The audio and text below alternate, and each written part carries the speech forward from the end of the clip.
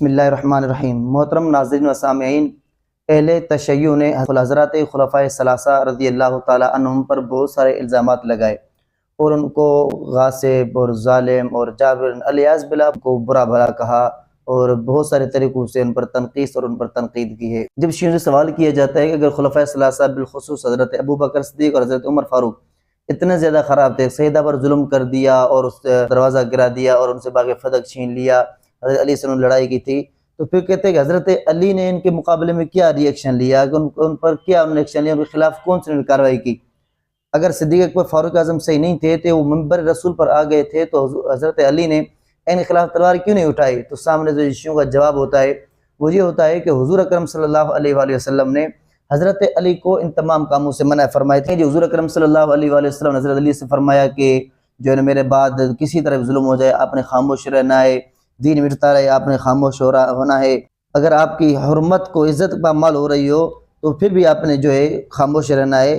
तो इस तरह की बहुत सारी रिवायतें इस तरह की लाई हैं। उसूल काफ़ी के अंदर भी मतवा लखनऊ और सफ़ा नंबर 73 भी इस तरह के उन्होंने रिवायत जिक्र की है कि ऐसे लोग आएंगे जो अल्लाह ताला से दुश्मनी रख रहे होंगे, अल्लाह के रसूल दुश्मनी रखेंगे, लेकिन आपने कुछ नहीं कहना। अला सब्र मिनका का ज़ुल्मिल गैज़ि व अला ज़िहाबि हक़्क़िका व ग़स्बि खुम्सिका व इंतिहाकि हुर्मतिका फ़क़ाल नअम। कहता है अगर आपका हक़ छीन लिया जाए, आपका खुमुस गस्ब कर लिया जाए, आपकी हुर्मत को पामाल किया जाए, फिर भी आपने कुछ नहीं कहा। हज़रत अली ने फरमाया नअम, जी हाँ, क़बिलतु व रज़ीतु, मैं राज़ी हो गया, मैं कबूल कर लिया। व अनतुहिकल हुर्मतु व उतिलत अबीतु साबिरन मुहतबन अबदन हत्ता अक़दिम अलैका। कि मैं हर हाल चुप रहूँगा अगरचे मेरी जो है ना हुर्मत पामाल कर दी जाए और मेरा सब कुछ छीन लिया जाए, मैं जो है अपने आप को रोक कर बांध कर रखूँगा यहाँ तक मैं आपके पास आ जाऊँ। नहीं, जब तक आपके पास आऊँगा तो मैं इनको कुछ भी नहीं करूँगा। तो शिया ये कहते हैं अगर हज़रत अली ने खुलफ़ाए सलासा के खिलाफ कोई आवाज़ बुलंद नहीं की तो उसकी मेन वजह यह कि रसूलुल्लाह सल्लल्लाहु अलैहि वसल्लम ने मना की थी।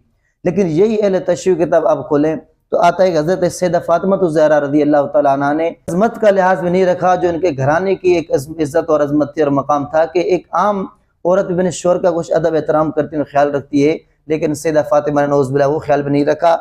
जहाँ तक हज़रत अली को कहा कि तू जिस तरह बच्चा पेट के अंदर पड़ा होता है, तू इस तरह घर के अंदर पड़ा हुआ है, घर के कोने में, और जो तू ज़ालिमों से डर कर बैठ गया है, और तू बड़ा पहले बहादुर था अब तो बुज़दिल हो गया है, गर्ज़ बहुत सारी बातें। अब मेरा सवाल ये है कि आप लोग जो पहली बात करते हो कि हज़रत अली को रसूलुल्लाह ने वसीयत की थी आपने कुछ नहीं करना, तो इस वसीयत का सैयदा फ़ातिमा को इल्म था या नहीं था? अगर सैयदा फ़ातिमा को इल्म था तो फिर सैयदा फ़ातिमा ने हज़रत अली को गलत काम पर क्यों उभारा कि रसूलुल्लाह के हुक्म नाफरमानी करे।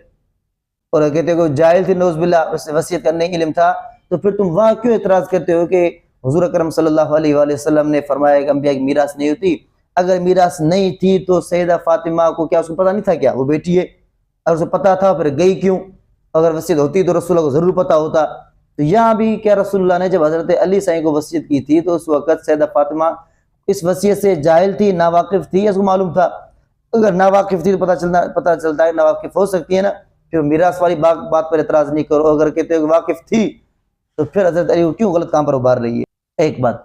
दूसरी बात, आका अलैहिस्सलाम जो वसीयत की थी हुज़ूर ने कोई ख़ास वसीयत नहीं फरमाई थी कि फ़लाँ फ़लाँ से नहीं लड़ना, जबकि हज़रत अली खुलफ़ाए सलासा के खिलाफ तो नहीं निकले, लेकिन हज़रत अमीर मुआविया के खिलाफ तो निकले थे, हज़रत तलहा हज़रत ज़ुबैर के खिलाफ तो निकले थे।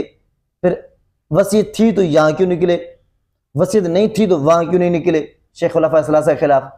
ये दोनों एतराज़ हज़रत अली रज़ियल्लाहु तआला पर भी हो सकते हैं। और तीसरी बात यह कि हुज़ूर ने ऐसी वसीयत क्यों की कि दीन मिटता रहे, तेरी इज्जत लुटती रहे, तेरा हक छीन लिया जाए, फिर भी चुप करके बैठना है? इस वसीयत की क्या ज़रूरत थी? ये दीन है, किसी एक नबी का भी मजहब नहीं है जो आप हज़रत अली के लिए साबित करते हो। तो मेरे 3 एतराज़ात हैं शियों से कि हज़रत अली ने खुलफ़ाए सलासा के खिलाफ जंग क्यों नहीं की। अगर कहते हो हुज़ूर ने वसीयत की है तो फिर मेरा एतराज़ है कि इस वसीयत से हज़रत सैयदा फ़ातिमा जाहिल थी, उसको इल्म था। अगर जाहिल थी, नावाकिफ़ थी, तो मानो एक तो तुम्हारा इल्म गैब गया कि सैयदा फ़ातिमा आगे पीछे सब कुछ हर चीज़ इल्म है, वो भी गया। दूसरी बात, फिर जो हज़रत सिद्दीक़ अकबर ने रिवायत बयान की कि हुज़ूर अलैहिस्सलातु वस्सलाम ने फरमाया अंबिया की मीरास नहीं होती, तो उसका भी सैयदा फ़ातिमा इल्म नहीं था, तो इल्म न होना कोई बड़ी बात नहीं हुई। और अगर कहते हो इल्म था तो फिर सैयदा फ़ातिमा ने एक हुज़ूर के मना किए हुए काम पर हज़रत अली को क्यों उभारा, उन्हें क्यों बुरा भला कहा, उन्हें क्यों सख्त सुस्त कहा? और दूसरी बात, वसीयत में कोई खुसूस नहीं था कि फलां से नहीं लड़ना, फलां से नहीं, फलां बाकी से लड़ लेना, ऐसा भी तो नहीं है। फिर हज़रत अली खुलफ़ाए सलासा से क्यों नहीं लड़े और इधर हज़रत मुआविया, हज़रत तलहा, हज़रत ज़ुबैर से क्यों लड़े? ये भी एतराज़ बनता है क्या वसीयत खुसूस के साथ थी या आम थी, इसका तुम सबूत दे दो। तीसरी बात कि हुजूर ने ऐसी वसीयत क्यों की जिसका कोई फ़ायदा नहीं है, कोई भी गैरतमंद बंदा इसको बर्दाश्त नहीं कर सकता। मेरी पूरी ज़ुर्रियत शिया को चैलेंज है कि मेरे इस सवाल का जवाब दो।